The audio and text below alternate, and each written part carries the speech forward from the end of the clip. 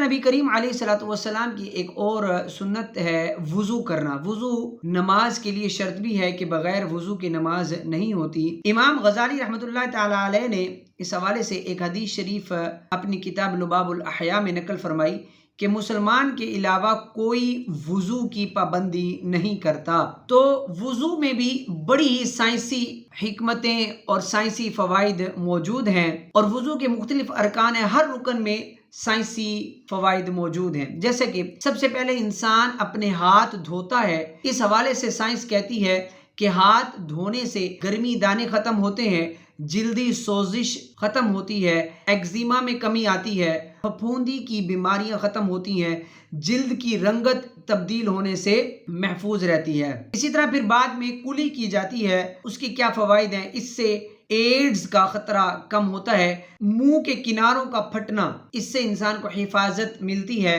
اسی طرح غرغرہ کرنے سے ٹونسلز نہیں بڑھتے، حتیٰ کہ کہا گیا کہ انسان گلے کے کینسر سے بھی محفوظ رہتا ہے۔ اس کے بعد انسان جو ہے وہ ناک میں پانی چڑھاتا ہے وضو کے دوران، تو اس کے بارے میں کہا گیا کہ اس طرح آنکھوں کے انفیکشن سے حفاظت ملتی ہے، دائمی نزلہ اور ناک کی بے شمار بیماریوں سے حفاظت ملتی ہے۔ پھر انسان چہرہ دھوتا ہے۔ ایک سائنٹسٹ نے کہا کہ دن میں کئی بار آنکھوں کو دھوتے رہو، ورنہ تمہیں خطرناک بیماریوں سے دوچار ہونا پڑے گا۔ اسی طرح چہرہ دھونے سے کیل نہیں نکلتے، اگر نکلتے ہیں تو بہت کم۔ اسی طرح چہرے کی خوبصورتی میں اضافہ ہوتا ہے، چہرے کی الرجی سے انسان کو نجات حاصل ہوتی ہے۔ پھر انسان جو ہے وہ ہاتھ کو کونیوں سمیت دھوتا ہے، تو سائنس کہتی ہے کونیاں دھونے سے دل، جگر اور دماغ کو تقویت حاصل ہوتی ہے۔ پھر چوتھائی سر کا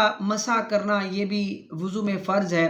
مسح کرنے کے کیا فوائد ہیں؟ اس سے اعصابی نظام کو تقویت ملتی ہے، پاگل پن سے نجات حاصل ہوتی ہے، اور ایک فرانسیسی ڈاکٹر کا کہنا ہے کہ اس طرح کرنے سے لو لگنے اور گردن توڑ بخار سے بھی نجات حاصل ہوتی ہے۔ پھر آخر میں ٹخنوں سمیت پاؤں دھونا، یہ بھی ایک وضو کا فرض ہے۔ تو پاؤں دھونے سے کیا سائنسی فوائد حاصل ہوتے ہیں؟ اس سے پاؤں کا انفیکشن نہیں ہوتا، اگر اچھی طرح پاؤں دھوئے جائیں تو نیند کی کمی، دماغی خشکی، گھبراہٹ اور ڈپریشن جیسے پریشان کن امراض دور ہو جاتے ہیں۔ تو دیکھیے ایک وضو کی سنت پر عمل کرنے سے انسان کو کتنے جو ہے وہ امراض سے نجات حاصل ہوتی ہے اور کتنے سائنسی فوائد حاصل ہوتے ہیں۔ اس لیے انسان کو وضو نماز کے لیے تو کرنا شرط ہے، ویسے بھی کوشش کرنی چاہیے کہ سارا دن انسان باوضو رہے۔